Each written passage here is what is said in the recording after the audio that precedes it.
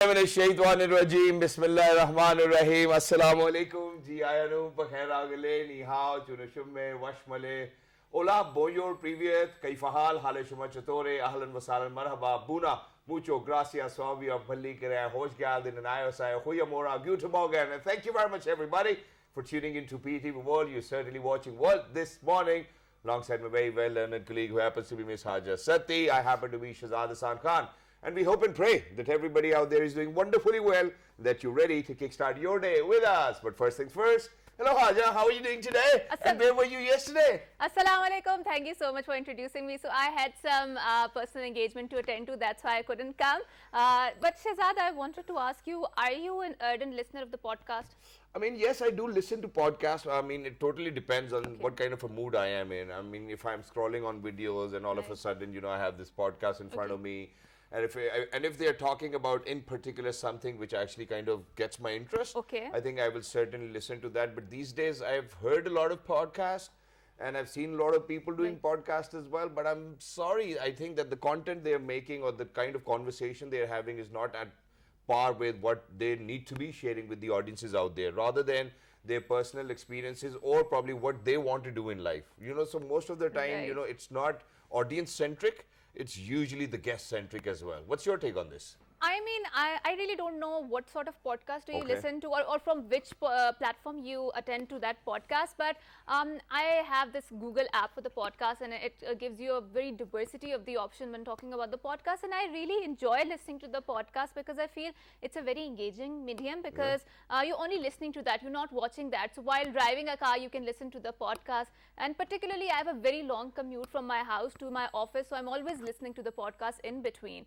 And there was a very interesting research that they did on the podcast. It was about how people who listen podcasts more have found a more deeper meaning of the life. And I don't know how do they come to this conclusion, but they wanted people to listen to their podcast. I think it's that simple. I don't know if the researchers are also the podcasters, but that was an interesting research. But I do feel that it's a very it has a lot of potential. The medium has, and it's a very engaging medium because only your sense of listening is engaged with that. And in addition to that, I'm glad that you actually brought this up, and that too today early in the morning. And for me, I think Twitter Spaces have worked more efficiently, and it's because I'm more into sports, and I would always follow sportsmen, all over the world. So whenever they are actually having a conversation on a Twitter space, I would certainly be tuning into that. But what if the Twitter is not there? Because we have been hearing the rumors that Twitter might not be there. I mean, what I'm thinking is, Mastodon, probably. I think people do not have a lot of common sense, even though it should be common. Imagine somebody buying it for $45 billion or more and then shutting it down. Nobody would do that. So obviously they might be trying, they will give it their best, to make it work. And it might be working. This might be a marketing maybe. Yeah, exactly. So to me it looks like a marketing tactic as well. But for her, podcast works. For me, Twitter Spaces work. So it totally depends which people you look up to and who you want to learn from. So I believe in learning from the best. So imagine if it's going to be Cristiano Ronaldo on a Twitter space speaking about something, I'll surely be there to listen to him, because those are the people who have really kind of have that impact on the future generations. And in addition to that, when we speak about our generations, we've worked hard day in, day out. When I was 16, 17, 18, at 16, I was selling cell phones. At 18, I was selling something else. So we were that generation. Now, I know that technology has actually changed the entire diaspora of how people think, but I think that the future generations will actually have easier accessibility to all of those facilities we didn't have to. Maybe, but obviously a lot of jobs are going to be created in the future which do not even exist today, right? So moving on to our top stories segment, the government of Pakistan is providing all possible facilitation to the investors to promote foreign investment in Pakistan. Prime Minister Shahbaz Sharif says the coalition government is taking every possible measure to strengthen the economy. That's a good news, Shahzad, right? Yeah. And Prime Minister was also talking to a delegation of international investment banking and capital markets firm Jefferies in Islamabad. So, I mean, we're really glad that this sort of news is coming in, especially we need such kind of reassurances in the era of the global inflation, where we feel that there's talk of recession coming globally, and how, I mean, the energy prices are shooting up, etc., etc., and obviously that is impacting the common masses. But having said so, I mean, such sort of news where the Jeffries is coming and meeting the Prime Minister is obviously a welcome step. And obviously, Google is also opening its store in Pakistan, and YouTube is the fastest growing market for the Google. So I'm really glad, Shehzad, that the new dimension of the technology has taken place, especially how at the intersection of the economy. Because a lot of Pakistani YouTubers are going there, they're producing the content, and they're gaining the self-autonomy sort of a thing from the YouTube, right? I mean, it is great, and you know, it is welcoming, and obviously Pakistan will open its arms for such amazing organizations to come and open up their offices over here. But we certainly want, you know, the future generations, we keep on talking about them, to have a better understanding of all of these tools which they will have at their dispense, you know. So please make sure that you're well aware and that you know that how to take good advantage of this opportunity. Moving on to the next one, I'm really excited about it. So tomorrow, ladies and gentlemen, at 8:30 a.m. in the morning, it will be me alongside Rashid Latif on PTV Sports screens as well, because the first test between Pakistan and England will begin tomorrow at Pindi Cricket Stadium, and PTV Sports will telecast the match live. So please make sure to tune in. We will do a fair analysis of what players really needed to be in the team, whether the squad we have announced, and all of those amazing people who are actually going to be debutants against England, whether they truly did deserve a place or not. I think these are the kind of conversations we will be having. But as of now, I think it's about time that we introduce our topic for today and the guest. Hadia, why don't you do the honors? Okay, wonderful. So, Shehzad, we've seen that there are a lot of, the international agencies that are operating in Pakistan, especially for the development of the democracy, for the development of the civil society, and also for the development of the electoral processes, training them, strengthening them, and we are really glad about their presence here because obviously they're contributing towards our society. So one such a very broad organization that we have in Pakistan, and it's obviously contributing much in terms of the research and development and obviously training and emerging practice with the the research, is the FES, the Friedrich Ebert Stiftung, right? Yes. It's a German organization, and Germany has always contributed a lot. True. So we are very glad that we have been joined by the regional director in the Asia Pacific of FES, who happens to be Mr. Marc. Saxer, assalamu alaikum and welcome to World. Guten Morgen. Guten Morgen. Thank you for having me. Thank you so much for joining us. It's wonderful to have you over here. And, you know, for all our viewers who are out there, just in case if you have short-term memory loss, ladies and gentlemen, you know, just a few months ago, obviously, we had the ambassador from Germany all the way over here on our show, where we celebrated 70 years of Pakistan and Germany's diplomatic relationship. And it was great to be in conversation with them because they kind of did open up a lot of topics where Pakistan and Germany are contributing. Not just that, when we speak about flood over here, you know, we have been in conversation with the ambassador. They already had the fund and they've been helping Pakistani people when they were in dire need. But now today the conversation is going to be a little different. So first up, we would want you to explain to our viewers what FES is, and then we'll take it from there onwards. Well, FES is a German foundation that's been set up exactly 100 years ago by the first elected president of Germany, Friedrich Ebert. That's the namesake of our foundation. So basically, this is scenarios 1926 probably, right? 1923. 23. So it's the end of World War I. Europe is in shambles. We've been having war with each other for a long time, and it was a very threatened democracy, you know, that later the Nazis took over from the Weimar Republic. So that president knew that two things. Number one, if you want a strong democracy, you need people who understand democracy. So this is what we do, civic education. And number two, he was promoting peace and amity in the world. And that's what we do right now in 100 countries around the world, Pakistan being one of them. Wow, that's wonderful. So imagine an organization which has been global, you know, for more than 100 years. Let's just understand the importance of democracy first of all, and then why do we think that democracy is the way forward for each and every nation on this planet, you know? So I think we're going to stick to this one first of all. So give us an overview of why democracy is important. Well, if we look at the challenges that countries are facing right now, my country, Germany, the country where I reside, Thailand, the country where we're in right now, Pakistan, we're going to go into an entirely new world right now with all the geopolitical challenges and climate change and whatever. So what you need to do is basically to adapt your development model very quickly. You have to rebuild your structures very quickly. And there is basically three political answers to do that. Number one, you don't want it at all. That's a conservative answer. Number two, you want radical change very quick, no matter what the cost. That is usually the progressive answer. So what democracy does and what social democracy does, what I stand for, is to say, yes, we need change quick, but we need to take everyone with us, right? That's democracy. That is democracy. That's the true essence of it. Exactly. So wonderful. Let's talk about the concept of the migration and the immigrants. And Shahzad, we know that whenever we have this conversation on the refugees, Germany is very much has open-heartedly accepted them. And recently, their Chancellor Olaf Scholz said that it's a country of the hope, especially for the immigrants and the refugees, because Germany has been assisting them fleeing the war in their home countries. So let's talk about that, especially the immigrants and the refugees, and how did the FES come into the equation? Well, maybe a story. I live in a neighborhood in Berlin where the main languages are Arabic and Turkish. Wow. Right? So this is basically the neighborhood where I live, and we get along with that very well. This is obviously not all new comers. They have been coming since the 1980s, since the 1960s sometimes, and are there for the second or even third generation already. I'm not saying there have been no problems along the way. Obviously, integration goes both ways, and people come from very different cultures, and we have to have an honest conversation about each other, about norms and values and all these things. But all in all, I would say it's been a success story, and Germany has been benefited greatly from the influx of talented, hardworking people.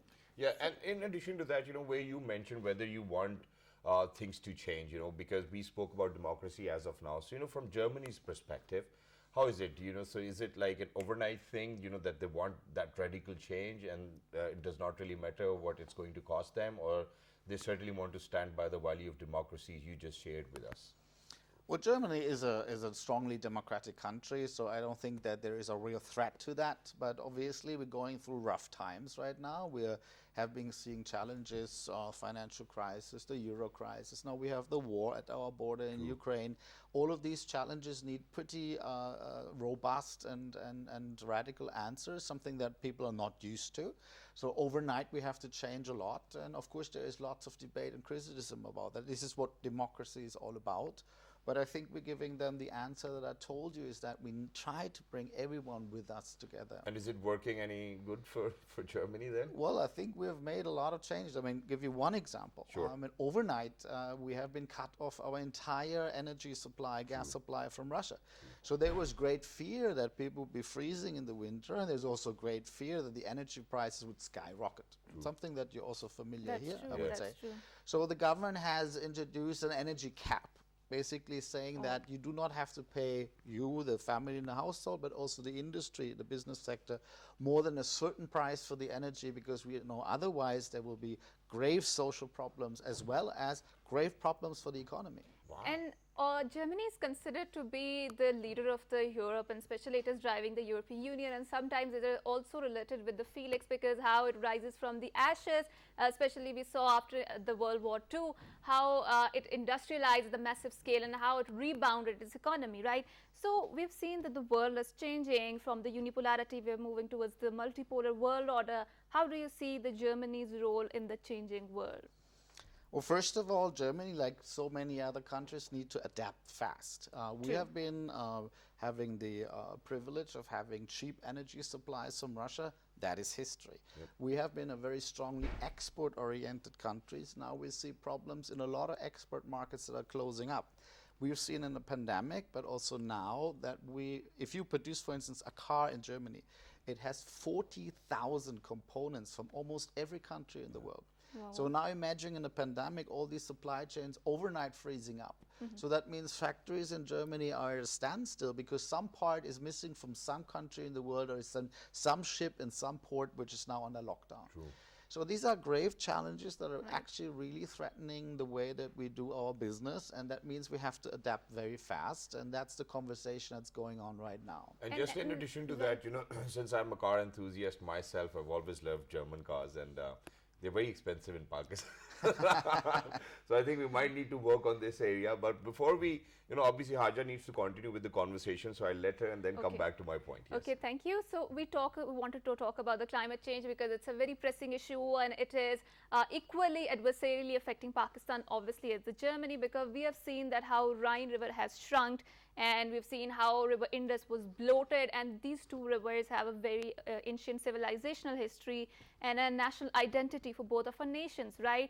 So referring towards the concept of the climate justice and the loss and damage reparation fund that was set up, I mean, how do you see the things rolling out there? I mean, why are there so many voices which are coming from within the Europe, from within the world that are, asking to pursue the coal and the coal-based energy, which is extremely, what you can contribute towards the carbon emissions? And are still unheard.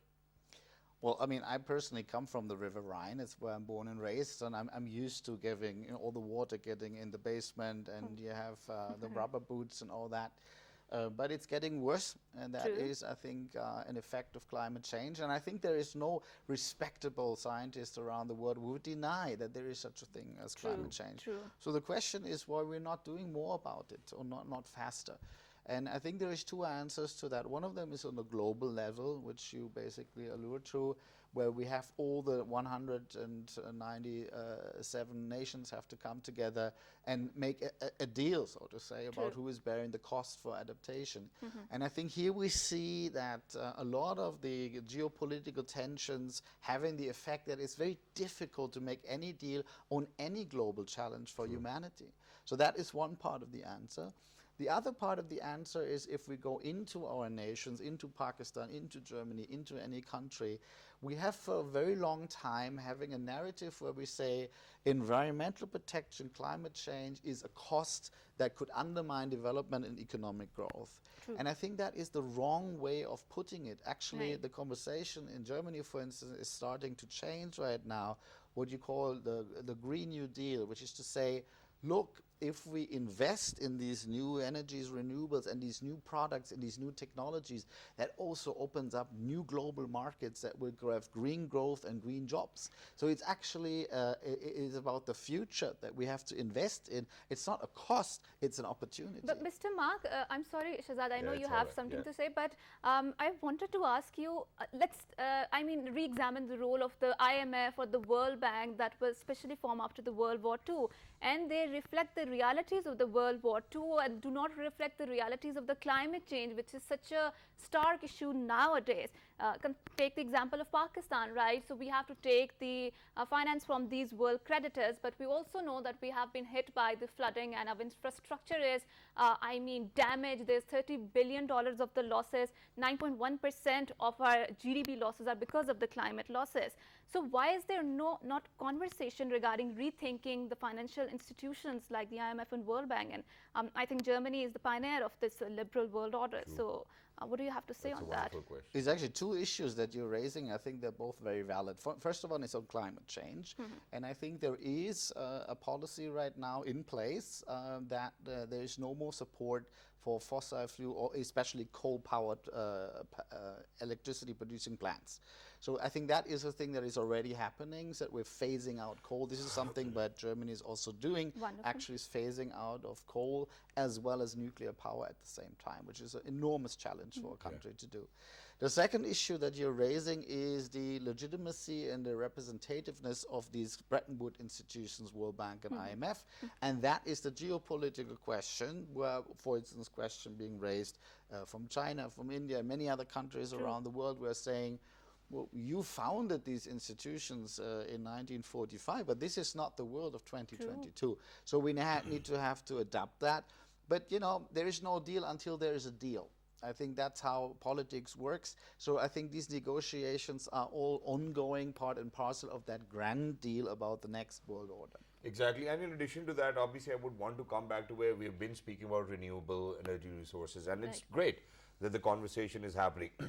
But what I'm trying to think over here is that for all of those electric cars which are coming out, where do you think all of those batteries are going to go in the next 20 years? Because it's going to work for 10 years, it's not going to recycle, it will not decompose. How do you think that we're going to get rid of that? So are we trying to label some more problem for us as renewable energy resource? That is certainly a very difficult question to answer. I'm not a technical expert. True. But I can tell you that we have a very similar conversation about nuclear power in Germany since the 1970s, 1980s, because we also do not know what to do with the nuclear waste. There's no solution for that. And you're producing that over decades, and you don't know what to do with it, right? You can't just dump it in the ground, right? And I think we're going to have a similar conversation about these batteries, as you say.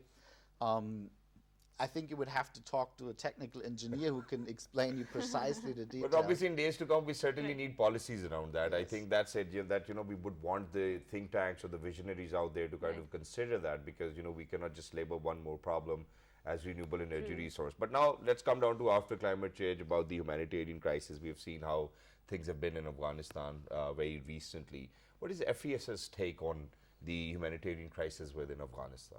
No, first of all, my heart goes out to the people of Afghanistan. We used to have an office there, working there for more than 21 years, and also an office that we had to evacuate last year. So I'm also very personally invested in Afghanistan. It's a country that's very close to my heart. Okay. You know that the Pashto Afghan people believe that Germans and Afghans have the same ancestors. Right? So I'm always very warmly greeted whenever I was there. But I completely agree with you. It's an enormous crisis, and I think the world is ready to help. But I think it's not exactly the easiest political circumstances to do so. And if all of a sudden you would have started to speak Pashto, nobody could tell that you were from Germany. But now coming down to Pakistan, okay, so you've worked with middle class, democracy, human resource. We have human resource in abundance. How do you think that we can make that a capital of our country and utilize it to full potential?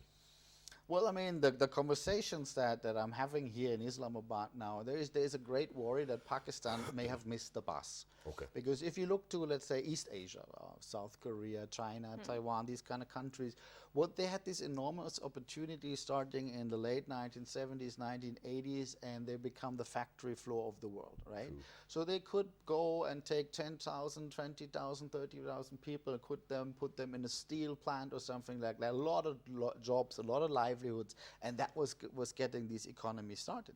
Now you see that around the world we're replacing human workers with robots and AI, right? So if you go to a factory floor right now, even in Pakistan, by the way, you see there's only, let's say, 200 people in the entire factory, right? So that is a big problem, because you have a growing population, you have a lot of talent, but that talent is in these easy manual jobs no longer needed globally. So the question is, what kind of role can Pakistan play in the global value chains of the future, where all this labor needs to find its place? Exactly, and in addition to that, you started your career over here in Islamabad 20 years ago. So let's come down to that. So work, we've finished that shop closed. Now let's talk about how your career was. How has it been in Pakistan for you, and how is it coming back? So after how many years are you coming back? Because you started your career as an intern in Islamabad, in Pakistan. Well, I've been to Islamabad again and again, but the story that you referred to, that's 2004. A much younger man, less gray hair, and I was an intern, and they gave me a wonderful project to do a young leadership program in Peshawar. So I was going there all by myself, and I loved every minute of it. And I must say, Pakistan has always retained a very soft spot in my heart. And what are some of the similarities, do you see, cultural similarities between Pakistan and Germany? I do feel, I visited the Bavarian side of the Germany, and they have a very strong familial ties, right? The family ties are really strong. And I do feel we have a very strong family support system here in Pakistan. So what are some of the similarities that do you see, cultural similarities in both the countries? Well, what I appreciate the most when I come to Pakistan is it's a very intellectual culture. People love a good debate. There is a certain kind of wit that I like a lot. People like a laugh. I like that a lot. So it's less stiff than the Germans, but always ready for a debate, always having good arguments, and that makes it very stimulating to be here. Exactly, so it's always wonderful. And let's talk about the cuisine. Is there any, mix and match of Germany and Pakistan over here that you were able to discover in terms of cuisine? Well, this is where I got familiarized with chicken tikka, right? So this is something that's been with me my entire life. I can never resist a juicy piece of chicken. So I'm going to recommend you one restaurant. If you get a chance, please make sure to go there. It's an F8 Markaz. It goes by the name of Lahori Tikka. So just go over there. You'll find the best tikka and the best fish over there. It's a recommendation for everybody out there. I think it's wonderful. But thank you very much, Marc, for being with us. Lovely to be in conversation with you.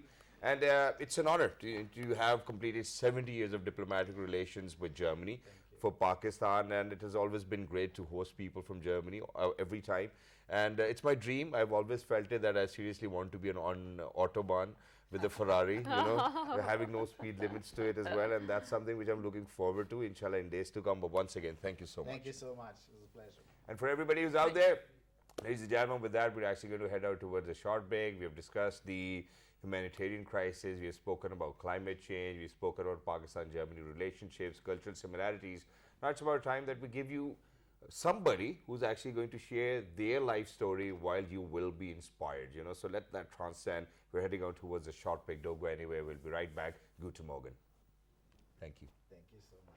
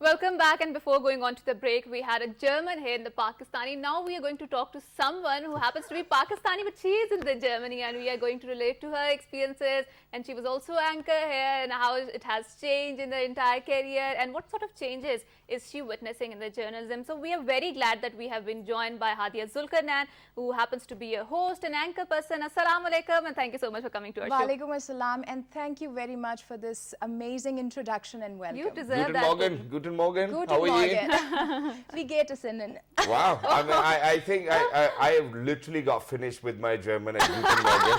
So certainly never knew what's going to be the answer for that. But thank you very much for joining us, Hadia. It's wonderful. For everybody who's out there, ladies and gentlemen, Hadia actually started or initiated their TV career back in 2009 with Pakistan Television Home, then went on to host a lot of programs, news bulletins, and whatnot. And then she recently, I mean, not even recently, I think then she actually thought to herself that, okay, I certainly want to get some international air in my career path as well. So she went to Germany. She's been working over there as well. So Hadia, first things first, we certainly want you to inspire a lot of women out there. How was your journey? Were you always looking forward to doing TV in the first place? Or was it a fluke for you? Let's get started with there. Over here, my mother has been a very good person and very supportive. And after I joined TV, she was the one who actually reminded me that when I was a kid, around 4, 5, 8, I used to have that dupatta and a notebook in front of me, and I used to read news, PTV Khabarnama news. And I always used to say, Mama, I'm going to grow up and I'm going to read news like that. I had forgotten about that as I grew up, but then Mama once reminded me of that. So you could say that as a kid, I always was inspired by whatever I saw on the television screen. And out of all the programs, Khabarnama, dupatta, and reading with a very disciplined way was something that inspired me. And that is sort of an identity. I think a lot of people can relate with the PTV, and especially with the very big names like Kawal Naseer Sahiba, Shaista Azad Sahiba, and all of that. So now you are residing in Germany, in Frankfurt, I believe. Yeah. So explain us what are some of the, I mean, because you have also done practiced the journalism there, right? Yes. So what are some of the changes that you have seen that have undergone throughout the years? Since I joined in 2000, I was very young at that time, and I was exploring things. And I having to have landed in a place here that was absolutely fast-paced. You need to be mentally very alert. You have to have that curiosity inside you that pushes you to learn more. I had that, and I can tell you that this is one thing that has not changed. You go wherever you go, you need to have your curiosity and an urge to keep moving forward. True. So that is something that's constant. But other than that, the technology, that has changed, and with technology there are a lot of things that have taken changes that have taken place in the minds of the people. Previously we were not too much into social media and instant reporting, but right now you can see that everyone has that access. And if a young person like me, when a few years ago I must say, had that passion to explore, now is a very good time. It's a very supporting time.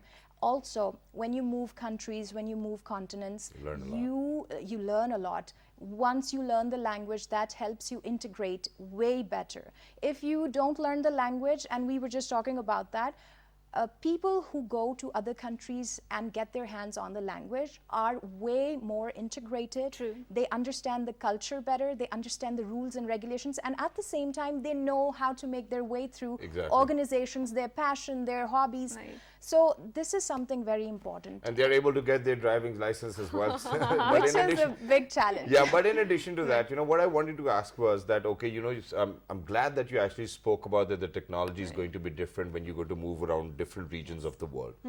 With technology, what I have witnessed is that, when you go to a far more developed country than yours, and I have to be very honest over here, Germany, we've spoken about, it happens to be a leader in the Europe, and we've all been in love with German technology. The practices are different too.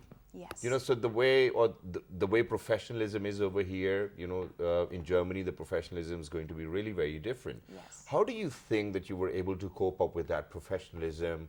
And do you think that the professionalism over here back then when you were working in Pakistan was exactly the same when you got to Germany, or was it not? I'd like to answer this question by compartmentalizing Sure. it first. There's a passion. Yep. There's your work ethic, and then there's this discipline and system set up in an organization or institution. More like a standard operating procedure. Yes. So when you learn the language and when you're open to learning things and getting into a system, at that point you have to unlearn certain things as well. Okay. So for me, it was important to learn and at the same time unlearn things so I could be more receptive. In Germany, there is a protocol for everything. Okay. They put you through intensive training. They make sure that you learn everything from the root level, grassroots level, and they train you. They give you opportunity to practice before you get into the actual business. Yeah. So over there, they're very, very programmed, disciplined, planned. There is this Ausbildung, it's a vocational training. There's also master's degree, there's also academics that support every profession. So if I want to get into a television a company or a studio, I have the option to either go through the academics or vocational training. So that's two things for two different people there. And after that, you land in the same place. Whether you came from the university or you came from the vocational center, you land in the same spot. Now that's where the difference comes. And is there a debate that, okay, you came from the vocational training, you never came from the university? I'm going to stay out of that debate, but yes, you're right. There is that debate to some extent, but what overruns it, what dissolves it, is how you perform there. Exactly. So, you move to a country, you learn their language, you started from the very basic, you learned all the grassroots SCPs as well, and then you made your way, alhamdulillah. But eventually, after even learning the language, you made your way in the Dutchland TV Urdu service, Germany. Yes. How does it work over there? Because it's not the language of masses. So, for somebody who was on Pakistan television where the reach is in millions of people, and then you landed yourself or your career in a service where it's more for the Pakistani people or the people who understand Urdu. How does that work, and how do you balance it? Do you love it about your career, or do you think that you would certainly want to venture into, the German language channels as well? I love that question because this is something I'm currently working on, and this is the struggle that I faced in the beginning. Just like you said, your German was finished at that sentence. I have been like that for months and years. And let me be very honest, I just tried opening up my friend from Germany's inbox because I asked him previously when the last time people from Germany were on the show, he sent me a few sentences, but unfortunately they're not there anymore. Please continue. Well, if it's a friend, you shouldn't trust. So, when I went there, I was approached by Urdu Radio Deutschland, and that's a web TV. Yeah. And the main purpose of Urdu Radio Deutschland is to promote in Urdu language. We have a limited community. In Germany, Pakistani community is not as large, as big as the ones in USA, Canada, and UK. Over there in Germany, there are people scattered all over Germany, and there are very, very few people that come together on events, Eids and everything. So there was a need to understand the system, health system. Wonderful. There were problems, struggles with lawyers, with legal systems, with coming into Germany and settling here, getting registered. There's a long process. So there was a group of people, Hassan Raza being the lead. He thought that it was really important to bring these basic pieces of information in Urdu language to women, to children, and to men that struggle with learning German We have language. the Pakistani diaspora over there. Yes, absolutely. And I'm, alhamdulillah, a part of it. Initially, when I moved to Germany, for 4.5 years, we lived in Kiel. That's a coastal city, way up in north. Very few Pakistani people there. We never got a chance to integrate there. But once I moved to Frankfurt in 2019, then COVID happened. Just in the beginning of 2021, we started coming together. We had Eids, namaz, we had Eid Milan parties, we had other health-related issues and programs. Pakistani consulate over there is extremely supportive, very, very active. They bring doctors together, they bring professors together from Pakistan that are residing there, and they make sure that all the Pakistani people, community living there, get the information that they are lacking at the moment. German embassy over there, and Dr. Faisal is the ambassador at the moment. Absolutely lovely support coming from the office. And just recently, before flying here, I think just a day prior to my flight, I hosted POAF Talent Award Show. That is Pakistan Overseas Association Forum, and that is a forum that helps encourage people from different walks of life. And I'm very sorry to ask, but did they pay you well? Oh yes, they did. That's wonderful. So very quickly, before Hadia kind of comes up with her question as well, what I wanted to ask was that you spoke about your mother and how the support system was over here in Pakistan. Alhamdulillah, you have two lovely kids. We've just witnessed that. Alhamdulillah, alongside your husband was very supportive. He's here with you. In Frankfurt or probably in Germany or in any other part of the country, wherever you go outside Pakistan, it's you, hands-on job, and then you have to look after the household. Both the parents can do that, and that's wonderful. Yes.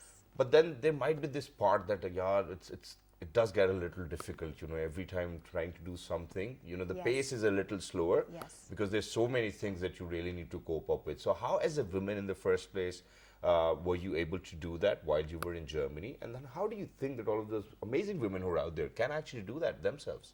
Yes, excellent question. Thank you, man. This is something, if I am here for a few minutes, I need to, you need to make sure that a message goes out there.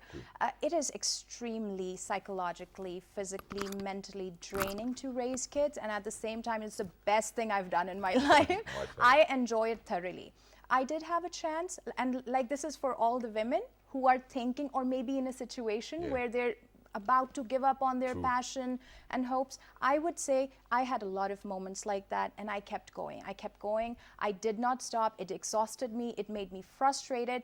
But I thought, if this is one little light inside me that I can keep lit and keep going with the support of my children and husband, then I must do that for myself. Because once you have kids, you lose your identity, and that's the dark side or difficult side of being a parent, and it happens to fathers as well.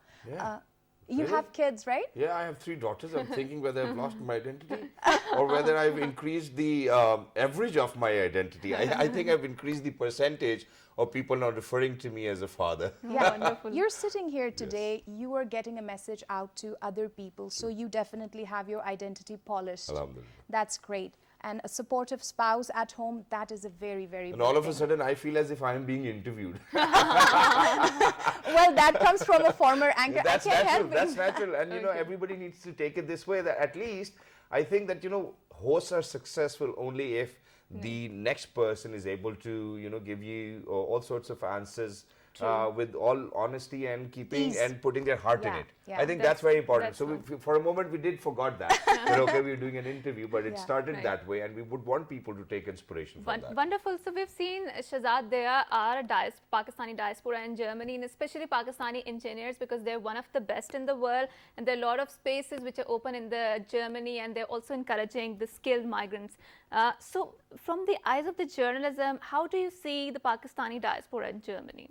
I see the Pakistani... I knew where the conversation was going already. Yes, please, continue. I also saw the finger tap and I understood that, so I stopped. Okay, so the thing is that over here, we take a lot of things for granted. When I was here, we were given desk duties. And I remember that we used to be not very excited, but I still learned a lot from there. Once I went there, I kept looking for opportunities to learn and get some training. Over here in PTV, you get trained for free. True. And that is such a big blessing. I have a little regret in my heart that why did I not take more time out for the desk editing job and to make news and to learn the whole system in master control room. But over there, when we go there, we feel this certain instant disconnect from our Pakistani community, friends, relatives, culture, the air, food. Food is a big factor. I missed food a lot. Do you get bored a little? You know, when you don't get the same biryanis and kormas. Oh yes, and that is the only motivation that pushed me to learn to cook. So with that disconnect, we instantly think that we've lost our identity, we've lost a part of us. Some people can survive that phase and find something for themselves. Those who don't, they try to come back to their own country, and that's perfectly fine, whatever you do. But over there, we're more active. I can say that we look for opportunities, and now I'm at a point after a few years where I think about creating opportunities for the newcomers. So we have been through that, and we know what the new people are going through. They're going to be going through this phase of being lost or thinking, why are we even here? So just to give them a little bit of support, there are talent award shows, there's theater in different cities. Urdu Radio Deutschland has basically rooted this, and they take it from one city to another with people. And let me tell you something, everybody does that on voluntary basis. Hardly anyone gets paid, but we do get paid. We do get paid, but that's a different currency, and we're okay with that. Yeah, all right. I'm not talking about euro. I hope you understand. We get paid, alhamdulillah. We're very happy about what we do over here. I'm glad that nobody asked for a free service from us. Alhamdulillah. That's the kind of brand imaging we've done over here. For us, the recognition, support, and feeling a little bit accomplished. That's what they sell us as well, yeah. That's what they sell us over here as well. Sir, this is such a bigger platform. You'll come imagine. I'm like, yeah, bro, we're happy at home. Once you have money to afford us, please make sure that you let us know. Yes. Because there's something which I've witnessed, even in the field of business. Everything is a business idea. Yeah, and, everybody's working on that business idea. So by saying these terms, especially when you're outside your country, there's so much recognition, you're doing this for your country.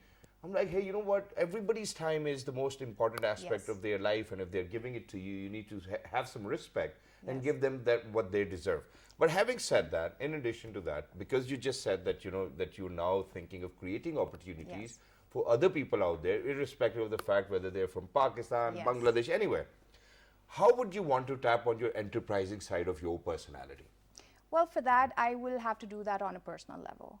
I am already working on it, and like you said, that I hope that they paid you well. Yes, they did pay me well. This is basically how you how proactive you are. And you're motivated too, yeah. You're like, okay, this is something which I want to give my energy, put my energy in, and then because you're going to reap the benefits, next time you're going to work harder on that, right? And this is what I would like to share with all the people that are struggling or are thinking, you know, what's the use, we're not making any money out of it. There does come a time when you start making money. Here, we are blessed that all the setup is here, things are working, the systems are going on, but over there, we're actually pioneering that.